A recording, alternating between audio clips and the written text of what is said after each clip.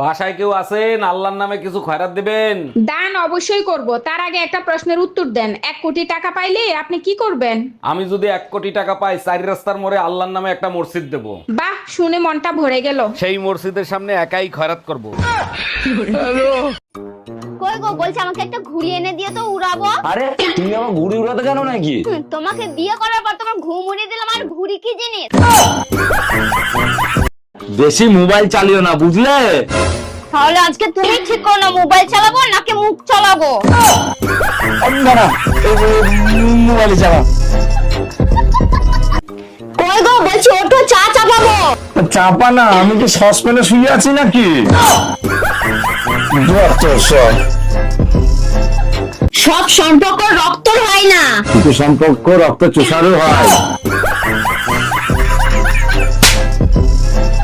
কই গো, বলছি তুমি যে আমার বাবার কাছে 50,000 টাকা নিলে, তা ওই টাকা দিয়ে তুমি বাথরুম বানালে কেন? আরে তুমি যদি কোনোদিন তোমার বাবার টাকা ধোস দেখাও, ওই জন্য আমি ওটা বানিয়েছি। মানে মানে তুমি যখনই আমাকে বলবা যে আমার বাবার কাছ থেকে তুমি 50,000 টাকা নিয়েছো, আর তখনই আমি বলবো যে তোর বাবার টাকায় আমি মুচিয়ে দিই। জানো, আমি যখন মায়ের বাড়ি থাকতাম আর যেদিন আমি রাগ করতাম না, সেদিন আমার মা বাবা না চিন্তায় পড়ে যেত যে আজকে আমার মেয়ে ভাত খাবে কি খাবে না। ও, আর এখন আমরা চিন্তায় পড়ে যাই যে আজকে তুমি আমার ভাত রান্না করবা কি করবা না।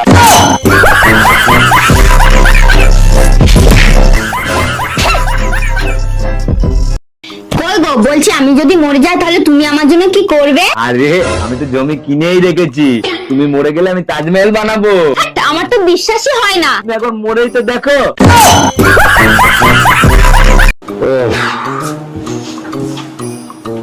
কোথায় গিয়েছিলে তুমি? আরে ওই তো আমি মন্দিরে পুজো দিতে গিয়েছিলাম। সত্যি করে বলো, কোথায় গিয়েছিলে? আরে কোনোদিন তো নিজের ভুলটাও স্বীকার করো। হ্যাঁ, আজকে করছি, ভুলে গেছি তোমাকে বিয়ে করে আমার।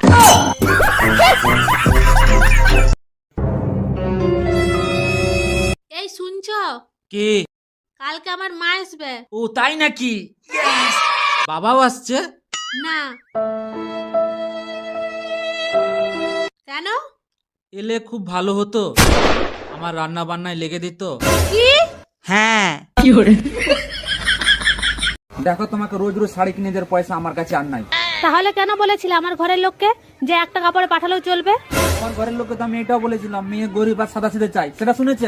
হারামজাদা, তুই কেন বিয়ে করেছিলি আমাকে? কই গো, মানে কটা রুটি খাবে তুমি আজকে? 5 খানা বানাবি আজকে? ও আচ্ছা আচ্ছা, বলছি সঙ্গে কি পনিরের সবজি বানিয়ে দেবো? হ্যাঁ বানিয়ে দাও, যাও যাও। আচ্ছা আচ্ছা, ঠিক আছে ঠিক আছে। হ্যাঁ হ্যাঁ, তুই আর আমাকে জ্ঞান দিসনি, আমি জানি কি করতে হবে কি করতে হবে না। আর দুটো নেব, দুটো নেয়ার পর ভাবছি আর নেব না। তারপর তুমি মানুষ না, তুমি জানোয়ার। আমাদের বিয়ে 5 বছর হয়েছে, 5 বছরের রেজাল্ট দেখো, 5টা বাচ্চা। তুমি 1 বছর কি গ্যাপ দিয়েছো? আমি মানুষ, আমি মেশিন না।